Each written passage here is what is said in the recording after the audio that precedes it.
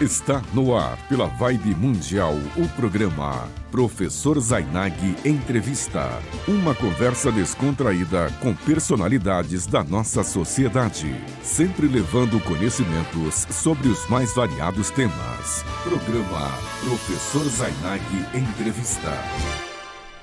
Olá, boa tarde, meu amigo, boa tarde, minha amiga. Para você que assiste pelo YouTube ao vivo, fica também o boa tarde. E se você assistir a gravada, fica boa tarde, boa noite, boa madrugada, bom despertar, porque eu não sei o horário que você estará assistindo, mas sei que você está conosco e isso é o mais importante. Bom, hoje nós vamos falar de previdência, de aposentadoria. Ah lá, o Euri já está aqui pensando que ele falou, pô, tá até rindo. Ele falou, hoje que eu se aposento. E estamos recebendo uma amiga de um tempinho já, né? Que é expert em direito previdenciário, Tatiana Fiore. E Sim. Tem um outro nome seu, né? A gente fala Fiore, qual outro? Tatiana Fiore de Almeida. De Almeida, então tá aí.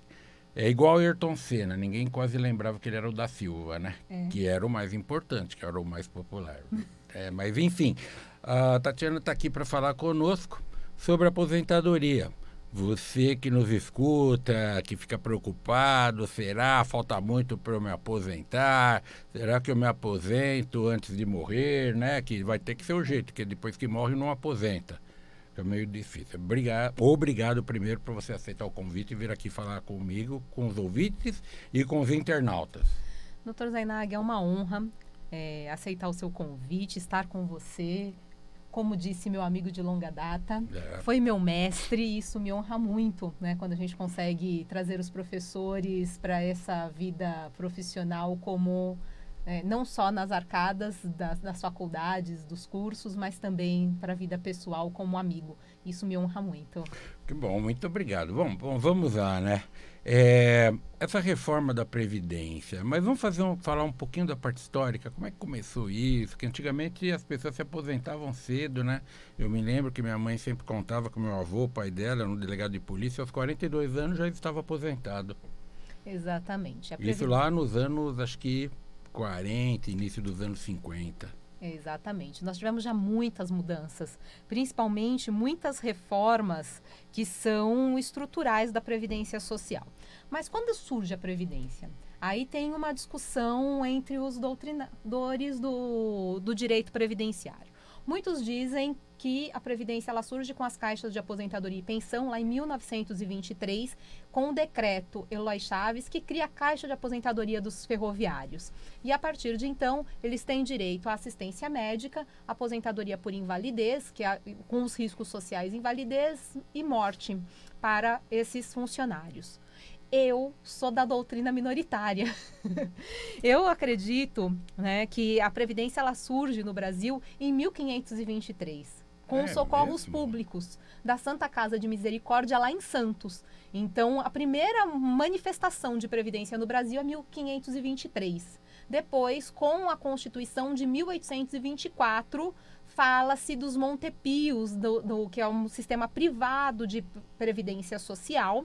E em 1891, que foi a Constituição Federal, trazendo expressamente a aposentadoria por invalidez na Constituição Federal.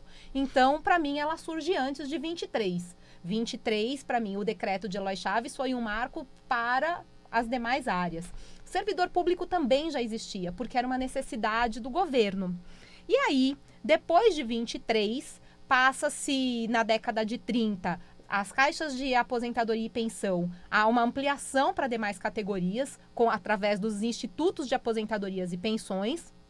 Essas institutos de aposentadorias e pensões têm que ser, então, convertidas em previdência social. Isso em 1960, através da Lei Orgânica da Previdência Social. E aí surge A Lopes, exatamente. E aí tem duas partes distintas que é importante a gente dizer. Surge o INPS, que é o Instituto Nacional de Previdência Social, e tinha o IAPAS, que cuidava do custeio da aposentadoria social.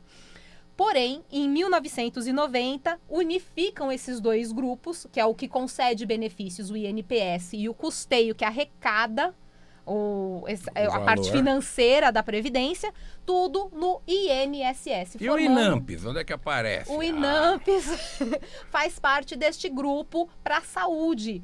E aí o que era interessante é que antes você tinha que ter contribuição na lei da orgânica da Previdência Social para fazer parte dessa proteção de saúde, e com o INSS ela passa a ser um direito de todos. Então todos passam a ter direito. A assistência social também tinha que nem hoje nós temos, a parte da lei orgânica da assistência social, também tinha dentro a parte assistencial. Mas aí quando a gente fala em saúde, previdência e assistência, a gente está falando de seguridade social. Então é muito mais amplo, que é um tripé formado para concessão de políticas públicas desse seguro social. Você sabe, né, meu caso, o seu talvez sejam duas. Não, acho que a sua mãe também já deve ter se preocupado. Como é que você vai se aposentar? Porque a minha geração, eu sou mais velho que você, os pais falavam, tem que arrumar emprego registrado, com carteira anotada para contar tempo de serviço. Eu tenho um irmão que agora já até se aposentou. Quando ele foi trabalhar como estagiário num banco, no Banespa, o banco nem existe mais, então eu posso falar aqui que não estou fazendo propaganda de graça para o banco. Ele foi trabalhar nesse banco para fazer estágio. Aí minha mãe não queria. Eu tive que falar para ela que ele poderia contribuir, como na época chamava contribuinte em dobro, porque os pais tinham essa preocupação. Exato. E quando você tem 18 anos, o pai fala, você tem que ter registro em carteira para contar aposentadoria, você fala, mas vai demorar muito. E não demora nada. Eu já estou aposentado por tempo de serviço, já tem, acredita que tem, acho que 12 anos, não, foi 11 anos. Mas começou a trabalhar cedo. Até que nem tanto, comecei com 19, mas eu tive primos porque eu só fui começar a trabalhar depois que entrei na faculdade, né? Meus pais nem permitiam. Primos que começaram com a Constituição anterior com 12, eles muito jovens se aposentaram. A carteira do menor. Hoje não tem mais como, quem entra hoje, como é que vai fazer para se aposentar? Depois a gente fala do período desse pessoal que está na zona gris, né? A zona cinzenta. Exato. Então o moleque hoje lá, 16 anos, começou a trabalhar. Então, hoje começou a trabalhar. Você tem que primeiro se inscrever no INSS. E aí você vai se filiar ao INSS. Qual que é a diferença básica disso, que é muito importante? Inscrever é você preencher o cadastro. Se for com carteira de trabalho, que é o funcionário seletista, o empregador vai fazer esse registro para você, porque ele vai pagar a tua previdência social. E a partir do momento em que você paga, você está filiado ao sistema de previdência social. Eu trabalho, mas eu não sou registrado seletista. Então, você vai no site do INSS, faz o seu cadastro e preenche a guia com os códigos que tem para trabalhadores, e aí tem contribuinte individual, tem autônomo, tem várias opções, e você vai fazer então o pagamento dessa parcela. E aí você está já então adquirindo um seguro social. E com esse seguro social você passa a ter direito aos benefícios da Previdência e aos serviços que podem ser programados ou não programados. Só para que eu sei que você vai me perguntar o que é um e o que é o outro. Não o programado é aquele que você sabe que tem um período, é como a carência que você vai cumprir já determinada. Então, o tempo de contribuição e a idade que você tem que preencher para ter o direito a este benefício. E os que são não programáveis, aqueles que vão acontecer casos incertos. Ninguém espera a morte, embora nós vamos saber que isso acontece, mas ninguém espera a morte, ninguém espera o acidente, ninguém espera a doença. São esses os não programáveis. Tá. A doença, porque as pessoas que não trabalham como empregado, para que eu vou me inscrever no INSS? Aliás, todo mundo fala INPS até hoje, né? Exato. A pessoa mais humilde que eu digo intelectualmente, porque não conhece o direito, né? E não tem nem obrigação de saber. Mas a pessoa fala, para que eu vou me inscrever? Eu trabalho por conta.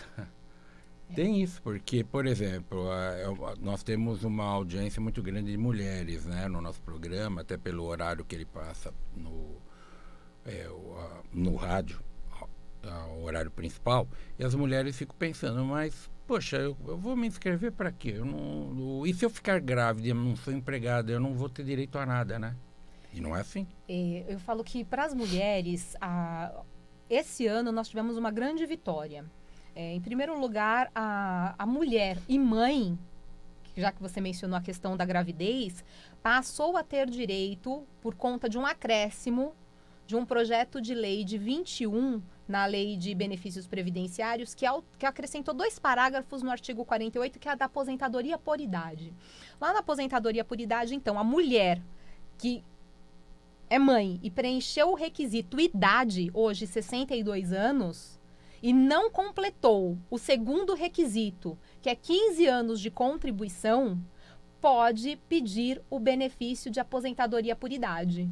Que beleza. E o que é mais interessante é que elas podem parcelar o que falta para estes 15 anos sem juros e sem multa. Quer dizer, ela paga com a própria aposentadoria? Com a própria aposentadoria. Que Olha, nem os gente. casos dos contribuintes individuais, os MEIs, MEIs, eu com, ia perguntar sobre do isso. Simples Nacional. Então, e a forma de pagamento é exatamente essa que eles colocam. Então, você vai ter um valor fixo dentro desses 60 meses para pagar. Depois, esse valor fica integral para sua aposentadoria. Então, essa foi uma grande conquista esse ano para as mulheres.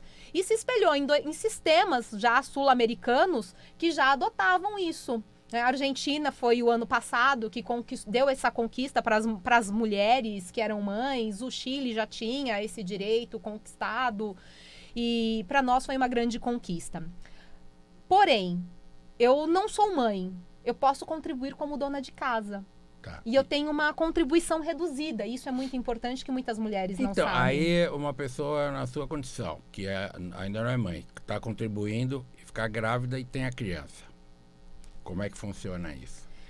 Que essa é uma dúvida muito comum. Exatamente. Eu engravidei, tive um filho e não contribuo. Você tem direito ao salário maternidade. Tem carência, não? Né? Então, essa carência que eles falavam, né, muito para a questão do salário maternidade, era com relação a 10 contribuições que você tinha direito. Hoje nós temos alguns casos, eu até queria poder estar falando exatamente todos para vocês, mas aí teria que pegar a lei e vamos de bate-papo, não é o objetivo.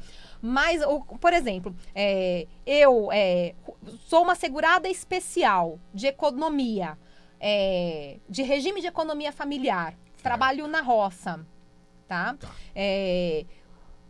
Eu tenho que saber exatamente o último valor da minha contribuição para poder ter direito a essa, porque vai ser o último salário.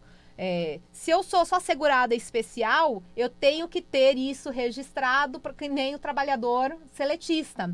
Então, preciso cumprir essa carência. No caso do seletista, tem uma carência de estar trabalhando e estar registrado. E as demais também têm direito, e aí você vai administrando conforme a categoria deste empregado. Resumo da ópera: a mulher que não trabalha como empregada, tem sua atividade autônoma, ou você falou na agricultura ou na pecuária, enfim, ela vai receber o salário maternidade. Ela vai receber o salário maternidade. O salário maternidade, o que é mais interessante é que ele não é um benefício para a mulher, doutor Zainag. É para quem vai cuidar do menor, da criança. Tanto que se a mulher abrir mão pós-parto, eu vou voltar para o meu trabalho, e quem vai ficar aos cuidados dessa criança for o pai tem direito ao salário maternidade. O que diferencia a seletista das demais é que quem paga para a seletista é o empregador, e depois o INSS ressarce a esse empregador. E no caso da contribuinte individual, ela tem que ir lá, dar entrada, e tem um prazo decadencial, né, de 180 dias para você dar entrada do benefício de salário maternidade. Eu me lembro que em 99 aconteceu isso até para quem era empregada, porque tinha uma secretária no meu escritório e ela teve de ir buscar, que o empregador não tinha mais que fazer esse pagamento. Exato. Mas deu tanto trabalho que eu acabei pagando. Quando ela recebeu, ela ressarciu o escritório. E a lei voltou a ser como era antes. Mas eu quero agora nesse ponto. O pai avisa, é feito comunicado à Previdência, ele está trabalhando, ele pede afastamento do serviço. Isso. Ou então não está empregado. E se for uma mãe que o marido vai continuar a trabalhar, ela quer voltar a trabalhar, ela vai passar para uma outra pessoa. Isso pode fazer ou não? Então, a legislação pelo administrativo não lhe dá direito. Porém, acontece casos já na jurisprudência de que, por exemplo, a criança vai ficar com a avó. Então, quem está tendo os cuidados com esta criança é a avó. Então, a avó passa a ter direito a esta parcela. Porque a proteção, na verdade, é pro menor. Então, o salário maternidade, o grande equívoco que todo mundo faz é que acha que é para a mãe. Né? Mas não. É para o menor. Seja ele o nascituro, seja ele o adotado, até os limites de idade que a lei coloca, porque até 8 anos você tem que ter um cuidado integral, depois você passa a ter os cuidados mitigados, né? Que você fala dessa convivência, da guarda e assim por Mas diante. você sabe que, bom, primeiro, isso é muito comum com um gerente de banco, que tem muitas mulheres gerentes e tem lá uma carteira de clientes, ganha comissões por vendas, por atendimento, enfim, aquela loucura de metas que tem de bater. E toda hora, quando eu falei que fui consultor de um banco, eu acabei de falar com você, no passado, não, quero voltar, não tem problema, eu vou pôr alguém em casa para tomar conta do meu filho. Não pode voltar, sempre não pode. Mas você sabe que... agora, deve ter uns 15 dias, o garagista aqui do prédio, um deles, o prédio que eu tenho escritório, ele veio se despedir de mim. E foi que a minha mulher deu à luz, nós fomos com o nosso filhinho, e como ela ganha mais, eu vou ficar em casa e ela vai trabalhar. Mas ela vai continuar trabalhando e eu prefiro sair, eu tomar conta da casa e da criança do que ela. Exato. Então, novos tempos, né? Imagina são falar isso novos há uns tempos. 50 E nós podemos anos, falar 40. isso também das relações homoafetivas. Também. Né? Quando nós temos, no caso, 2 homens e 2 mulheres, né? E quem é que vai ter o cuidado com este menor? Então, este vai ter direito ao salário maternidade. Eu só tenho um pai, no caso. Eu sou homoafetivo e resolvi fazer essa adoção, ter essa guarda. Você tem direito, porque o cuidado é para um menor. Então, e se for, olha o que está me ocorrendo agora, essa história, a mulher trabalha, o marido trabalha, os dois não querem largar o trabalho para cuidar da criança e eles vão arrumar uma babá.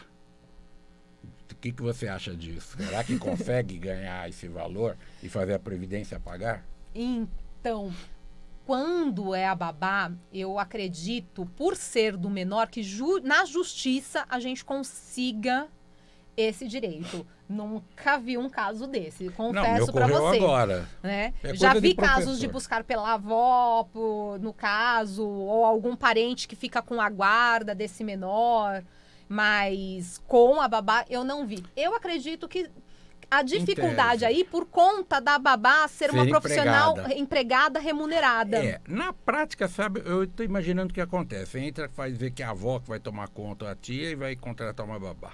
Exato. Pode na verdade, desvirtuar essa... Até os juízes têm que tomar muita cautela.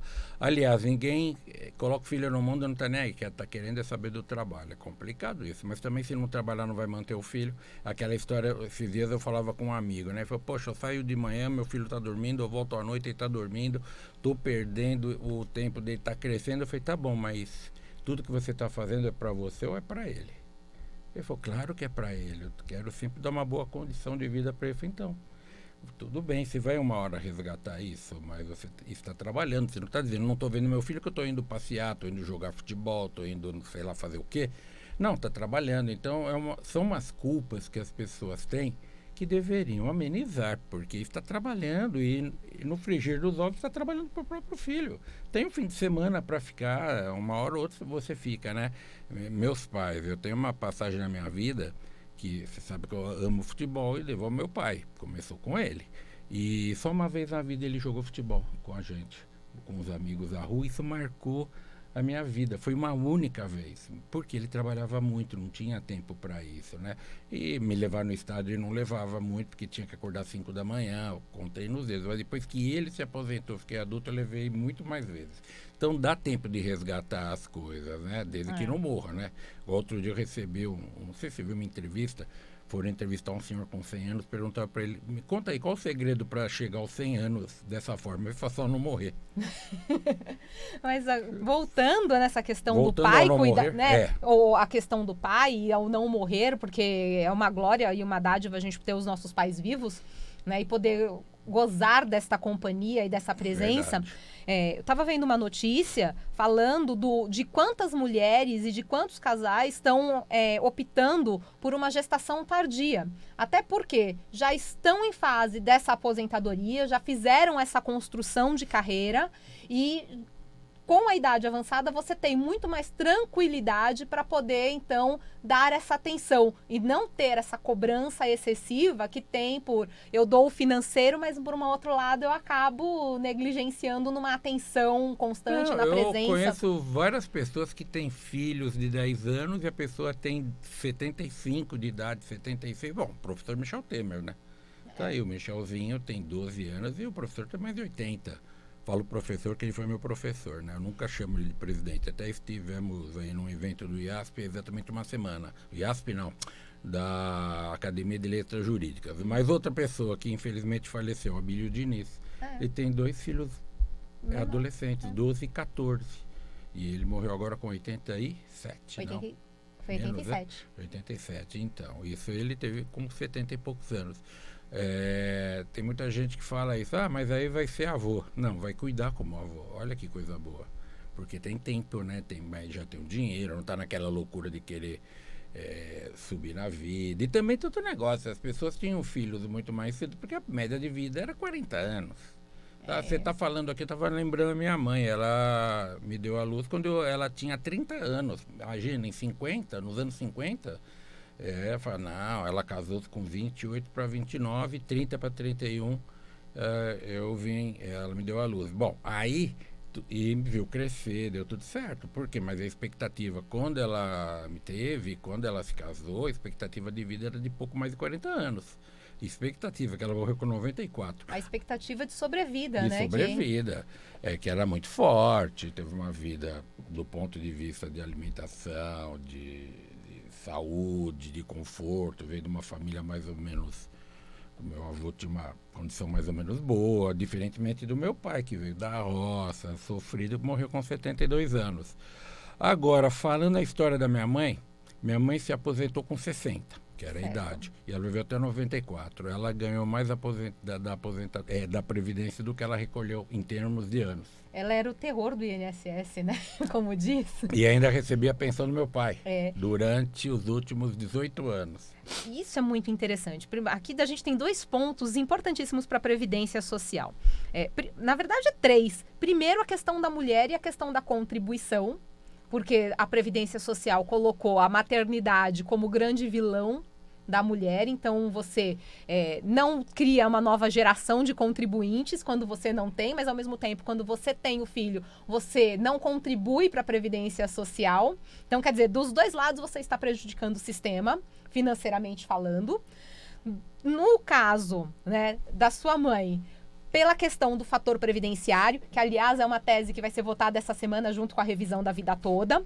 E o fator previdenciário, ele foi instituído lá por Fernando Henrique Cardoso, foi muito interessante isso em 99, que era uma fórmula atuarial justamente para quem tinha essa longevidade de vida e queria se aposentar muito cedo. Então, qual é o grande mal do fator previdenciário? Que ninguém conta, não é a expectativa de vida, não é a alíquota de 31%, que junta a parte do empregador e do empregado, que dá 31% na soma e vai... Não é nada disso. É uma taxa de juros embutida. Então, eles colocam lá um divisor por 100 e isso é o teu juros. Quer dizer, quanto antes você se aposenta, esse é o juros. E aí, se deu menor que 1, quer dizer, o valor da conta, tudo isso é prejudicial. Agora, se deu mais que 1 na conta, ele vai majorar o teu benefício.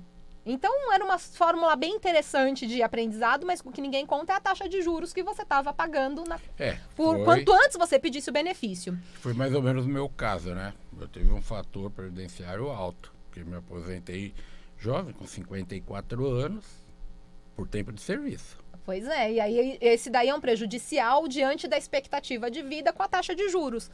E com relação à cumulatividade, já é interessante porque antes só as mulheres podiam acumular benefícios previdenciários com a pensão por morte. E agora? E os homens agora também podem, de alguns anos para cá, conseguiu equiparar esse direito, deu essa igualdade, né, dos homens também receberem. Com relação à idade da sua mãe, ela teve direito à pensão vitalícia. Mas se sua mãe fosse como as esposas que não atingiram os 45 anos de idade, ela também não teria direito à pensão mensal vitalícia. Ela teria direito a uma pensão proporcional conforme a idade. Porque tudo isso mudou agora, né? Tudo mudou com a reforma e com as medidas que vieram antes da reforma nas discussões para tentarem equilibrar aí, que eles falavam que era um sistema em déficit.